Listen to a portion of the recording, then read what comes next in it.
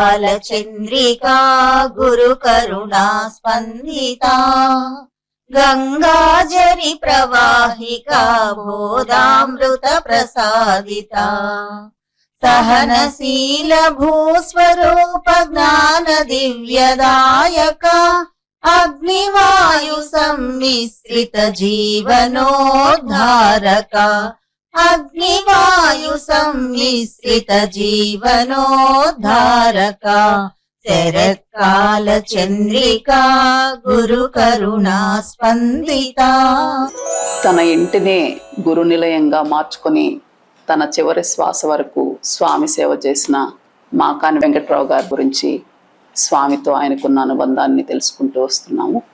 ఈరోజు ఆయన ద్వారా తెలిసిన కొన్ని స్వామి లీలలను చూద్దాం.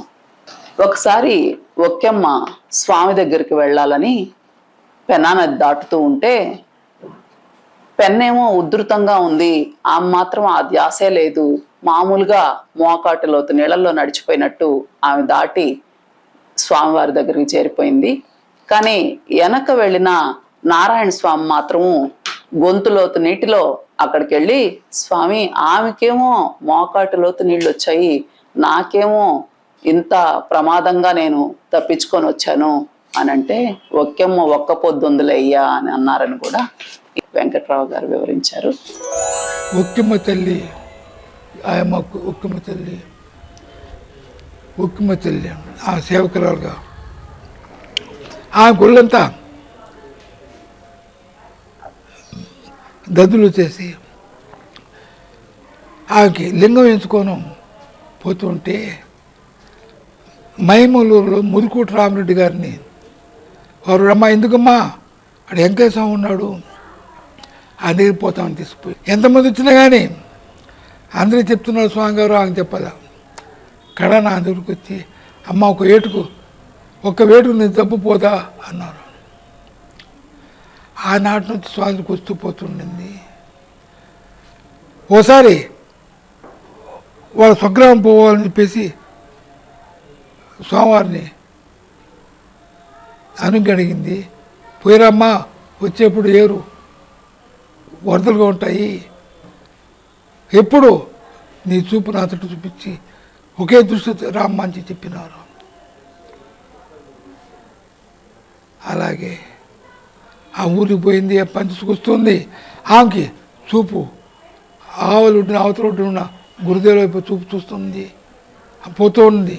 ఆమె ఏట్లు నడిచిపోతుంది, ఆమె మోకాలు వేసుకోవట్లేదు. అదే మరోజు పడమటి నారాయణ స్వామి శిష్యుడు అదే ఎట్లో వచ్చి మనిషి మునిగిపోయి సాగుబతుకుతూ వచ్చి, ఏ స్వామి ఒక్కెమ్మకి మోకాలు రాలేదు, నేను సాగుబతుకు వచ్చాను ఏం స్వామి అంటే, అయ్యా ఆమె ఒక్క పొద్దుండింది అని చెప్పింది. ఏమన్నాడు స్వామి? ఆ ఒక్క పొద్దుండింది అయ్యా, అంగే కాదన్నాడు. ఒక్క పొద్దు అంటే మన పరిభాషలో ఆహారం తీసుకుని ఉండటం కాదు. ఒక్క పొద్దైనా ఎవరైనా ఒక్క పొద్దైనా నా దేశ ఉండగలిగితే వాళ్ళకి ఏం కావాల్సిన పొమ్మన్నాడు. నాగుల వెల్లటూరికి చెందిన పోలిపోగు పెంచలయ్య మొదటి ప్రపంచ యుద్ధంలో పనిచేసి ఆ తర్వాత నాగుల వెల్లటూరుకు వచ్చేసారు. తన వ్యవసాయం చేసుకుంటూ వ్యవసాయంలో అంతా నష్టాలు వస్తున్నాయని రాజుపాళెంలో జయరామయ్య ఇంట్లో ఉన్నప్పుడు స్వామిని కలిశారు. స్వామి ఎలా బ్రతికేది అంటే, స్వామి ఆశీర్వదించిన విధానం వెంకట్రావు గారి మాటల్లోనే వినవచ్చు. గురువు దగ్గర ఉన్నప్పుడు విశ్వాసం ఏదో ఉండాలి. కర్రయ్య అని చెప్పేసి పాలిపోగు పెంచలే ఆయన ఉండేవాడు. ఆయన నల్లగా ఉండేవాడు కాబట్టి ఆయన కర్రయ్య అనేవారు. ఆయన మిలిటరీలో ఉద్యోగం చేసి అతను నాగలెట్టుల్లో సేద్యం చేసుకుంటూ ఉండేవాడు. వర్షాధారంతో వాళ్ళకి పంటలు పండాలి, వర్షం కరువు అయింది, వర్షం లేదు, కరువు కాటకాలకు వచ్చినాయి. వారు తమ జీవనాన్ని కొనసాగించలేక ఇంట్లో కుటుంబం అస్తవ్యస్తంగా ఉన్నప్పుడు స్వామి దగ్గర పోగెత్తాడు. స్వామి, వ్యవసాయంలో దెబ్బతిన్నాము, మేము నెలలు లేకున్నాము, మాకైతే ఏం కావాలా, నేనేం చేయాలా అని వేడుకున్నాడు. గురుదేవుడు ఉండయ్యా, నువ్వు వ్యవసాయం వదిలిపోవద్దు, నువ్వు పోయేటప్పుడు దారిలో నీకు ఒక వస్తువు దొరుకుతుంది, దాన్ని వదిలిపెట్టుతున్నాడు. నువ్వు పోయేటప్పుడు దారిలో వస్తువు దొరుకుతుంది, వదిలిపెట్టుతున్నాడు. ఆయన పైసలు కూడా లేవు, నడిచొస్తున్నాడు. ఆ కలవా దగ్గర బడే సాహిబ్ అని ఒక అతను కనబడ్డాడు. ఏమా ఎక్కడి నుంచి వస్తున్నావంటే, ఇదంగా నాకయ్యా నా కుటుంబం దొరకలేదు, నేను స్వామిని పోయి చెప్తున్నాను, స్వామివారు నువ్వు పోయేదాలో వస్తువు దొరుకుతుంది, వదిలిపెట్టదని చెప్పినారు, నేను పోతున్నానయ్యా, ఆ వస్తువు నాకు తెలియదు అని చెప్పుకున్నాను. అయితే నా ఒక ఎద్దుందయ్యా, కర్రెద్దది, అది ఎవరు సేద్యాన్ని తీసుకోవట్లేదు, వచ్చి చూడు నీ కావాలని తీసుకుంటున్నాడు. సరే ఇంటికి తీసిపోయాడు. ఆ బడి సాహిబ్ భోజనం పెట్టాడు, 100 రూపాయలు ధర చెప్పాడు.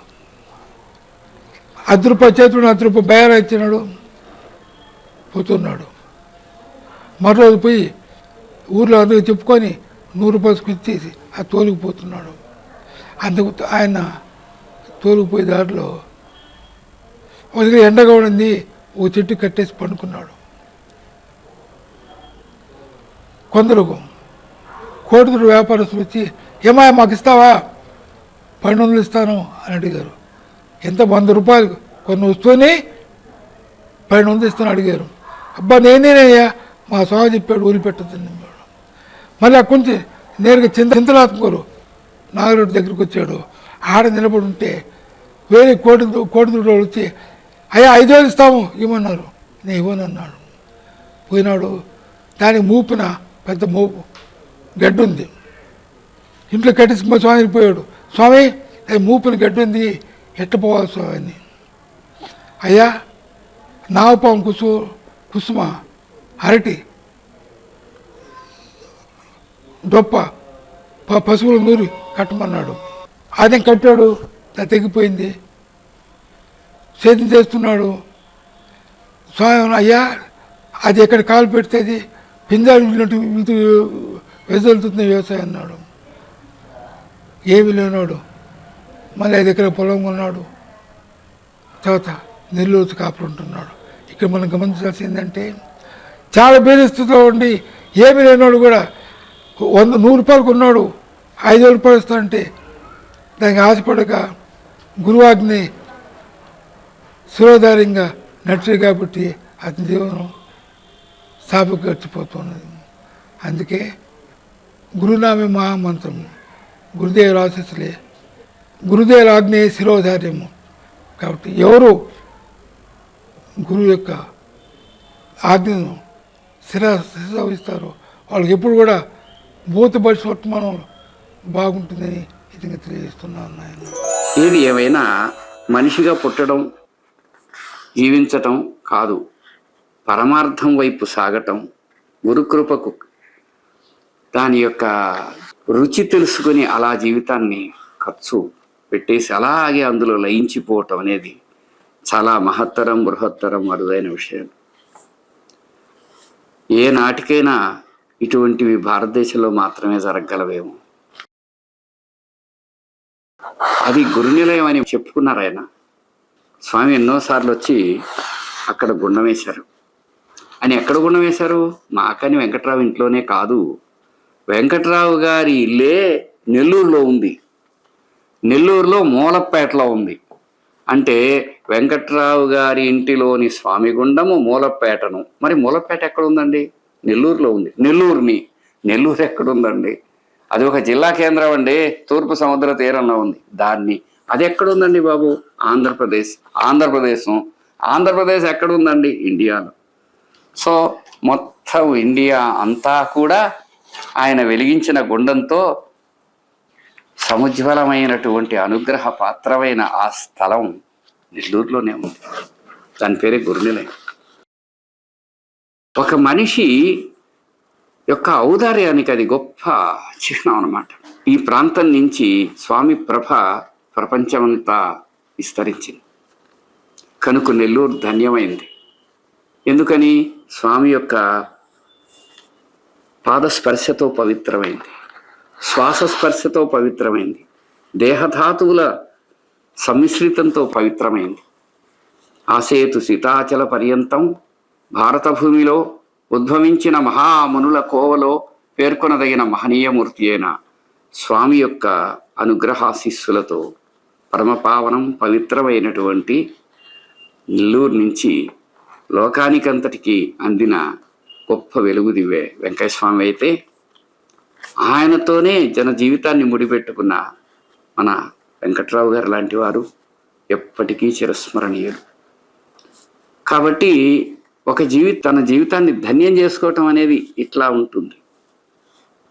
అటువంటి ధన్యతముడైన ఆయన తలుచుకోవటం సంతోషంగా ఉంది. ఆ విధంగా స్వామి గురించి చాలామందికి చిరునామా ఎవరు అంటే వెంకట్రావు. అటువంటి చిరునామాగా నిలిచిపోయిన స్ఫూర్తిదాయకమైన జీవితం అయింది. ఏది ఏమైనా కొందరికి మరణించిన తర్వాత కూడా జీవించి ఉంటారు. అలాంటి వాళ్ళలో వెంకట్రావు గారు ఒకరు అని మన నమ్మకం. ప్రస్తుతానికి నమస్కారం. సత్సంగం కొనసాగుతుంది.